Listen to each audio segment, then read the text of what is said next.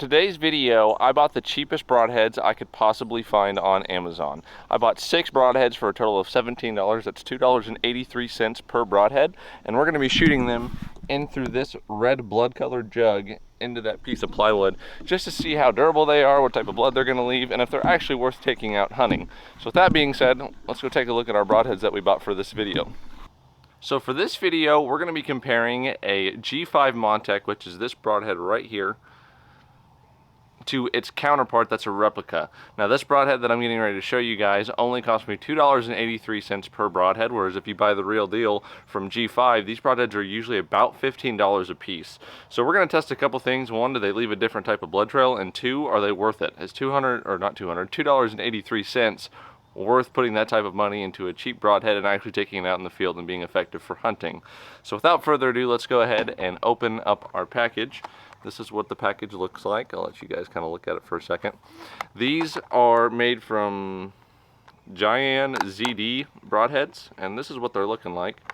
They look more like the carbon steel Montecs than they do the actual regular Montecs. The carbon steel have this black coating on them, and from my first looks, they actually look very similar. So like if you hold them next to each other, you can't really tell a huge difference between the two. They both have the same rivet cut out. I mean, they just look the exact same. So whoever made these, or whoever remanufactured or whatever, they did a very good job at keeping it very realistic looking to the actual thing. And they look like they have, you know, pretty good strength to them. They don't look like they're weak broadheads. And they come out of the package not very sharp, you know, sharp enough to kill a deer, but we are going to actually sharpen them up here in a second. I'll show you guys how I sharpen these fixed blade broadheads, but they don't look that bad.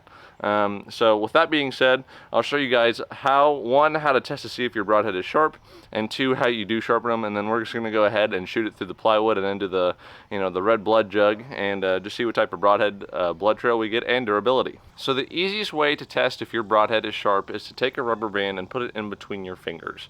And you just want to double it over so there's a little bit of tension there. It's a lot easier to cut with tension. And take your broadhead and just slice over. And if it doesn't cut, then you're not sharp. Like you see, I had to do quite a bit of effort to saw this to break that rubber band. So it was not very sharp from the beginning, but we're going to go ahead and sharpen it, and I'll show you guys how I do that. And you guys will be able to look before and after to see, you know, how much effort it just took me to cut it there, and then how much effort it took me after I sharpen it. So let's go ahead and sharpen this broadhead. So how you want to sharpen these broadheads is you just want to grab them by one blade like this, put them down like that, and just go back and forth. And I go 10 seconds on each side. So we just sharpened these broadheads up, or this broadhead up, and we're going to see how easy it cuts and how well it actually does sharpen. That way you get the best performance out of it. The sharpest broadhead is the best broadhead. That's going to leave you the most blood on the ground. It's going to be the most effective. So we have our rubber band test. We just did it before and after. So let's see how it looks now. Razor sharp. You see how I just barely touched it and boof, that whole entire thing blew up. So these are ready to go and actually start testing. I'm pretty excited because, you know, I like to tinker around, like to have fun, you know, do some messing around on this channel. It's kind of fun to do. So we're going to go ahead and thread this bad boy on, and we're going to go ahead and shoot into our first jug, into our plywood, and see how these Amazon cheap broadheads hold up compared to their counterparts that are the real deal G5 Montec. So with that being said, we're going to throw this victory arrow with this broadhead through that jug, and we're going to see how it performs.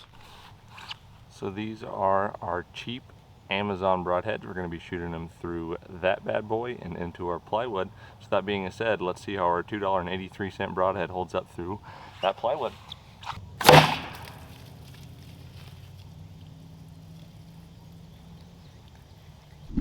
So our broadhead did go straight through and left a pretty decent amount of blood, as you guys got to see, but we're going to go ahead and shoot it again. I'm going to try to get it out of the target here, or out of the plywood, because it didn't go all the way through like the other broadheads have. That's one thing I noticed off the bat first off, but we'll just see how it looks inside the plywood.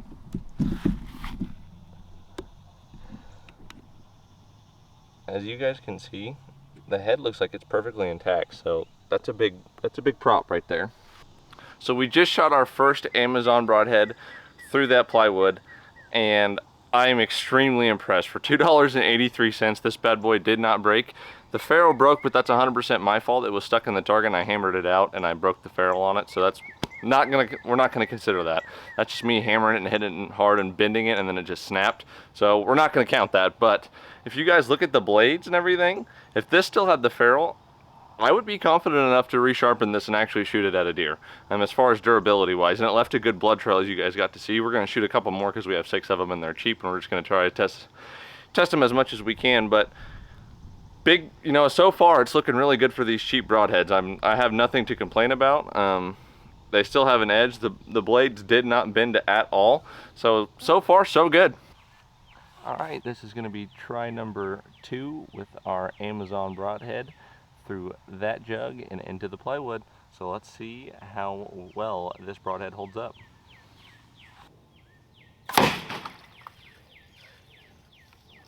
So looking at this broadhead, you would not be able to tell that there's anything wrong with this.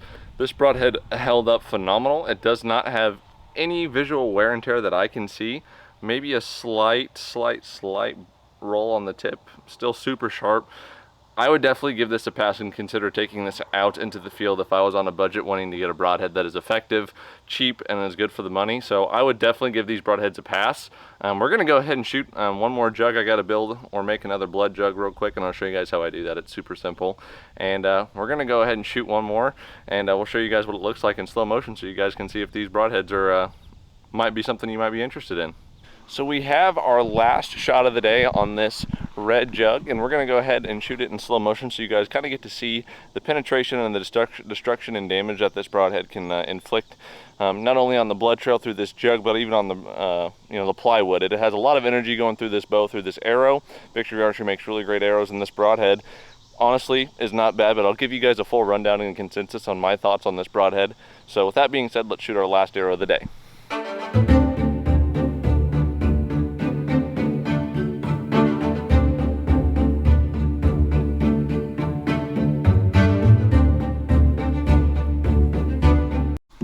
So we just shot our last broadhead of the day in slow motion. I want to show you guys what it looks like. I haven't pulled it out of the target. You guys just got to see it. I picked up the camera, and here's what this broadhead's looking like for $2.83. To me, my mind is just boggled and blown, because to me, you know, spending this much money on a broadhead, you're probably going to think, well, that's just going to not hold an edge. It's going to build, you know, blow up right as you shoot it. It's going to not tune well or not shoot bad. And granted, I'm only shooting from 20 yards, but it's hitting very accurate to where I'm shooting at 20 yards. And most of the shots for you guys watching are between 20 to 40. So let's take a look at this broadhead. You can see there is nothing wrong with this. I'll even unscrew it for you.